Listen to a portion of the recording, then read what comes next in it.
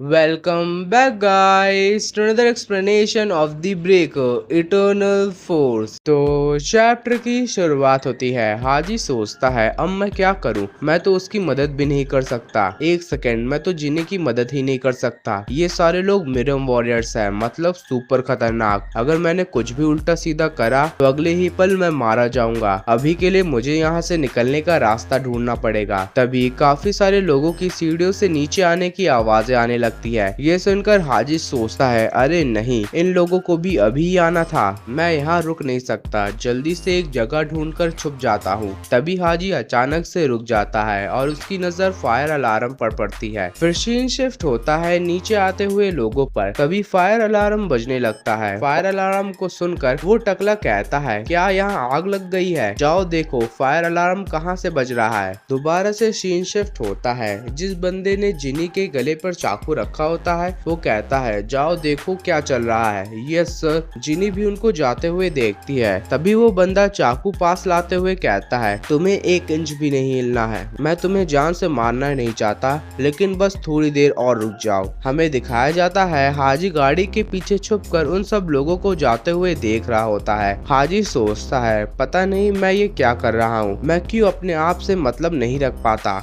इससे मुझे याद आया जिनी उन लोगों को काफी अच्छे से संभाल रही थी। अगर मैं बस उस बंदे का ध्यान भटका दूं। ये कहकर हाजी हेलमेट फेंकने के लिए तैयार होता है, लेकिन वो बंदा हाजी को हेलमेट फेंकने से पहले ही देख लेता है और कहता है तू है कौन? बाकी सारे लोग भी उसे नोटिस करके कहते हैं ये लड़का है कौन और ये कितनी देर से यहाँ खड़ा था? ओए तू है कौन? ये सब देखकर हाजी सोचता है मैं तो गया काम से, अब जब फंसी गया हूँ तो ये लो। ये कहकर हाजी उस बंदे की तरफ हेलमेट फेंक देता है। ये देखकर वो बंदा कहता है क्या तुझे सच्ची में लगता है कि वो चीज मुझे मार पाएगी? तभी उस बंदे के मुंह पर हेलमेट जोर से लगता है और वो दूर जाके उड़ता है। ये देखकर तो हाजी भी हैरान होता है, लेकिन वो बंदा कोई आम बंदा नहीं होता है, बल्कि वो एक मिरम वॉरियर होता है। और जैसा हमें लगा था वो अपने आप को संभाल कर दूसरी गाड़ी पे आ जाता है और कहता है तू नमूने कहीं के, मैं देख सकता हूँ कि तेरे अंदर भी QI है। QI यानी स्पिरिचुअल एनर्जी। लेकिन इतना वो बंदा कह ही पाता है, उतने में जिनी उसे एक जोरदार किक मारती है।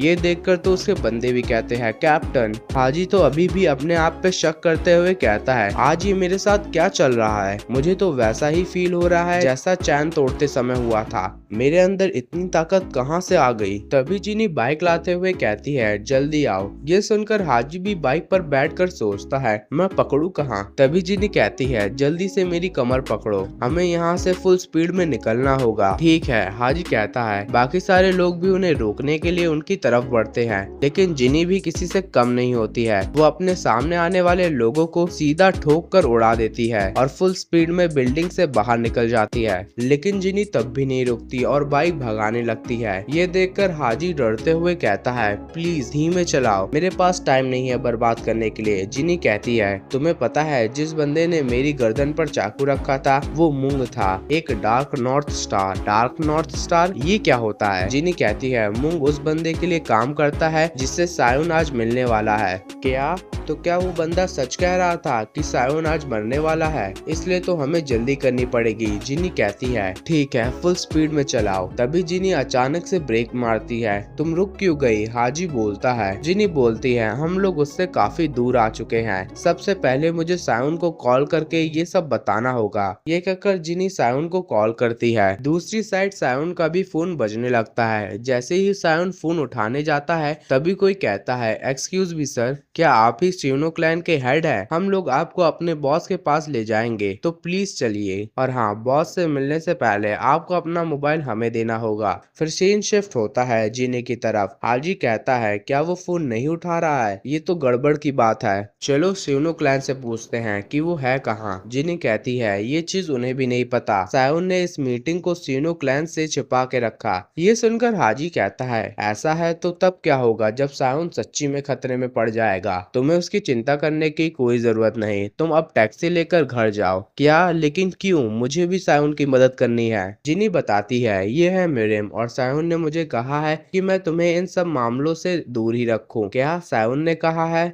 वैसे तुम्हारा शुक्रिया मेरी मदद करने के लिए। उस समय जो तुमने किया है वो आधे से ज्यादा मिरम वॉरियर्स नहीं कर पाते हैं, लेकिन आज तुम इन मामलों में आ गए थे, लेकिन अब से तुम मिरम से दूर ही रहना। रुको, लेकिन मुझे इतना हाजी कह ही पाता है तब तक जिनी निकल चुकी होती है। ये सही नहीं था, वैसे तब भी मैं सायोन की मदद कैसे कर पाता। तभी काफी सारी बाइक्स आने की आवाजें आने लगती है। ये आवाज कैसी है? हमें दिखाया जाता है वो सारे लोग बिल्डिंग से निकलकर कहीं जाने लगते हैं। तभी मुंग हाजी को देख लेता है। हाजी सोचता है ये लोग जा कहाँ रहे हैं। एक सेकेंड, ये सारे लोग अपनी गाड़ियां क्यों मोड़ रहे हैं? क्या इन लोगों ने मुझे देख लिया? अरे नहीं, मैं तो गया। ये कहकर हाजी भागने लगता है। मुंग भी उस जगह गाड़ी रोककर पैदल आने लगता है। तभी कोई पीछे से कहता है, कैप्टन क्या हुआ? हम लोग यहाँ क्यों रुक गए? तुम लोग बस यहाँ 1 मिनट रुको। मैं पूरे यकीन से तो नहीं कह सकता, लेकिन शायद से मैंने उस बच्चे को अभी यहाँ पार्किंग लॉट में देखा था।